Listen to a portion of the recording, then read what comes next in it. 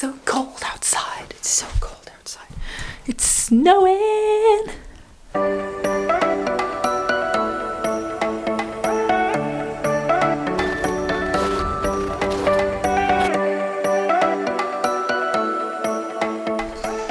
And people doing work out there. I don't know what they're doing.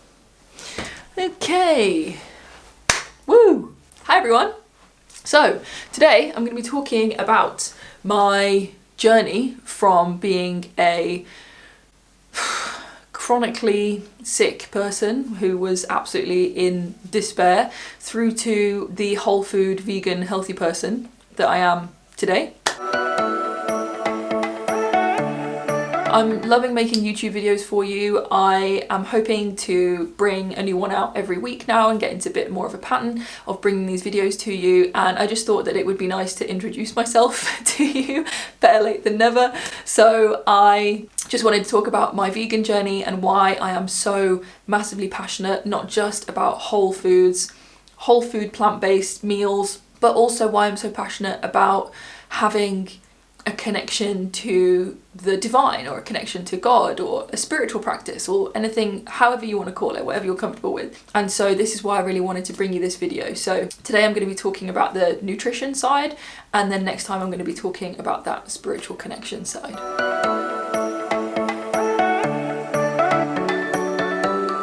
So leaping back to a few years ago, I am nearly 30 as I record this, even though I look about 12. I wasn't very well when I was about 20, 21. I became very, very ill very, very quickly with what I now know is chronic Lyme's disease. I don't know the ins and outs of what happened. I just remember feeling very ill. I had very severe cold symptoms in the middle of August, I remember distinctly. And the kind of key starting point to all of this was when I just got out of bed, got into the shower and fainted, because I just couldn't move myself. It's like my body had given up on me. It was like I was trapped in a completely different person's body. That's the only way I can describe it to you. Lyme's disease and how I felt was no joke. I lost my entire life. Anything that I loved to do, I couldn't do. I just wanted to sleep. I was in pain. That's the overarching thing that I can say. And I couldn't get away with it. I couldn't get around it. I couldn't make it better. It was just awful. I was just tired. I was out of breath. I couldn't do anything. I was in constant pain. I had heart palpitations. I couldn't stand up. I couldn't sit down. I couldn't sleep. My lung collapsed. You know, all these horrible things. I was in and out of hospital. I lost all forms of social life. I was just existing. I was just waking up. I was pulling myself awake to go to work, working, coming home, pajamas, bed. Everything else was gone. And it meant that any social interactions, anything like that, I couldn't do. If I did, it took it out of me. It would take me weeks to recover afterwards. And what makes it worse with something like that is that I didn't look much different to how I look now. It wasn't like I looked completely sick. I didn't have anything physically, visibly wrong with me. So people just couldn't understand. So for the most part, I didn't talk about it, because no one understood. I think people just thought that I was making it up in my head. Doctors didn't know what was wrong with me because obviously they had no idea what they were looking for, and something like this, having done heavy research into it now, is completely basically unknown in the UK. So it was really difficult. It was a hell of a challenge. So what happened was that because of all these things, and because of going back and forth to doctors for years, literally 2 or 3 years I think it must have been, and just really not finding an answer and not getting to the bottom of it, I decided to change myself. Even at this point, I wouldn't say that I was unhealthy. I was pescatarian, which is a fancy way of saying that I didn't think fish had feelings. So I ate dairy, I ate fish, but I didn't eat chicken or any other meat like that. And I'd basically been that way since I was probably around 13 or 14. So I'd not eaten meat for a number of years, but I'd carried on eating fish and I'd carried on eating dairy. I should say as well that I was very into animal stuff. That's the reason why I gave up meat, inverted commas, even though I still ate fish. And looking back, compared to what I eat now, it's like crazy to me that I used to eat this kind of food. But I wouldn't say at the time that I was unhealthy, but I mean, in comparison to now, I would say I probably was. I used to eat a lot of fish, and I used to eat so much dairy.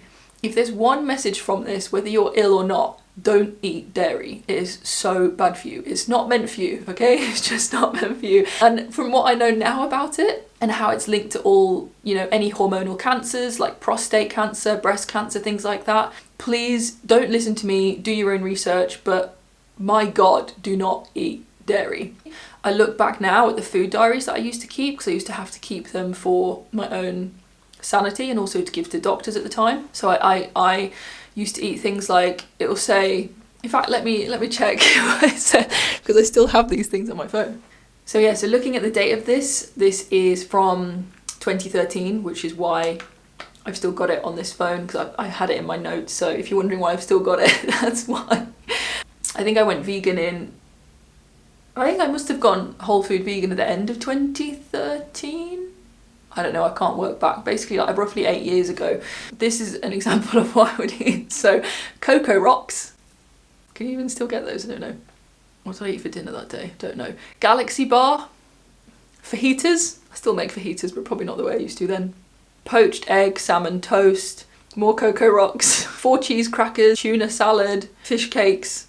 So yeah, so basically not the same way that I eat today, but certainly not what you would call unhealthy. I think for the average person, if they were eating that kind of food, they just class themselves as a normal person, and that's because they would be a normal person. So basically just kind of setting the scene as to what I used to eat.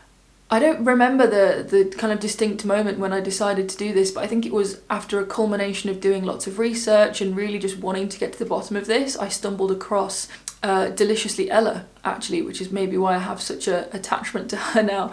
And she was suffering with POTS, which is like postural orthotachycardia syndrome or something. And it was very similar symptoms to what I was experiencing, along with a raft of other awful things that was happening. So I thought, well, if this worked for her, this could work for me. And I remember starting to follow the plant-based diet. And I already loved animals. I just, for whatever reason at the time, justified eating fish and dairy, but I wasn't a far cry away from wanting to be vegan and give it a go. I mean, of course, 8-9 years ago, you have to think that veganism wasn't as socially acceptable as it is now. There wasn't Veganuary and there wasn't a whole entire vegan aisle in Tesco. It was different even then.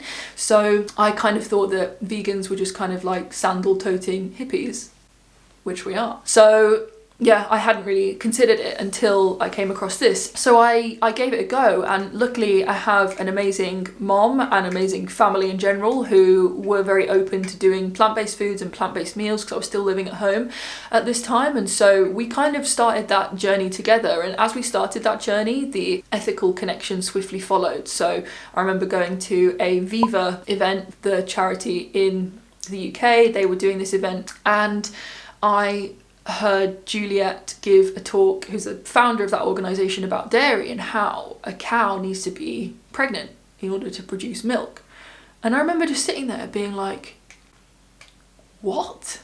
Something as simple as that. I just remember just thinking, how did I not know this, or how did I not consider this before? And so even though the original reason that I went plant-based was because of my health and because of nutrition, I ended up ultimately sticking with it because A, I felt fucking amazing, and B, because it was the right thing to do for the animals and for the earth around us. So yes, that's really when it kind of stuck in my mind, and that's when I went and stayed vegan. At that point, I completely changed what I ate, and I wasn't eating Cocoa Rocks for breakfast anymore, but I was desperately trying to just get as much nutrition into my body as I possibly could, and I started the recovery process at that point. I was having green smoothies with spinach, bananas, mangoes, very similar to what I eat now really, but at the time it was a stretch and it was a challenge, because I was just finding my feet and I was just learning about vegan food and about nutrition generally, because I think at the core of a good plant-based diet, and I'm talking about a whole food plant-based diet, is really, it's just nutrition and goodness, things that are hidden from us that we don't know about because no one teaches us. This isn't out there for everyone to see. It perhaps is more now with YouTube and people like Dr. Grieger, who's amazing, all these people that we have access to, but you really have to search for it to find this information. So really what I started eating was nutritionally complete food, because what I was eating before was just cardboard. It may as well have been polystyrene. In fact, polystyrene probably would have hurt me less. But anyway, so, whoa, that was loud. So I started eating plant-based foods, and this is really where my journey began, and I have not looked back since. And that was 8 years ago now. I would never ever change what I went through, because now I'm healthier, I'm stronger than I've ever been before. I take pride in the food that I eat. And so, yeah, I would never look back. I would never, ever, ever consider eating anything other than what I eat now. In fact, I just want to get even more healthy and even more into whole foods and even more into this journey, because I've just always felt amazing. And I'm not saying I'm a superhuman. I'm not saying that I never get sick or I never have a problem, but I've learned to just kind of lean into that and kind of see, okay, what's going on here. And again, I'll talk about that more in like the spiritual video, but generally, like, I'm very healthy, and most of all, I love the food that I eat. I can't imagine eating any other way than this. I get great joy in cooking wonderful, colourful, amazing meals, things that fill me, things that are good for me, things that fill my body with goodness and power me to enable me to be present and here in the world and show up the best that I can possibly be every day. That, I mean, what a gift that is to give to yourself. And so I would never go back, ever. And I would encourage anyone to give it a go.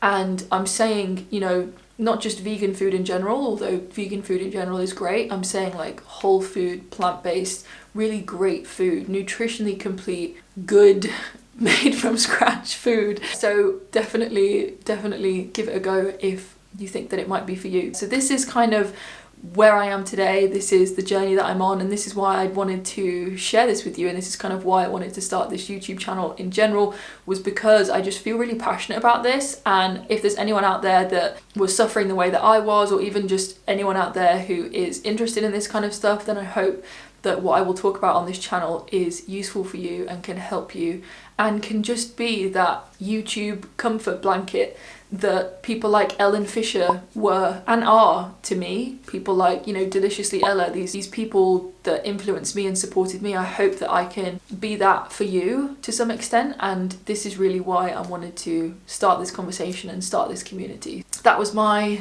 journey from being chronically ill to the healthy, happy person that I am today, and I hope it was useful. If you have any questions, let me know below. I would love to talk to you about this and support you in any way that I can. If anything that I've spoken about is interesting, then I'm more than happy to obviously connect with you. And yeah, I look forward to sharing part 2 with you.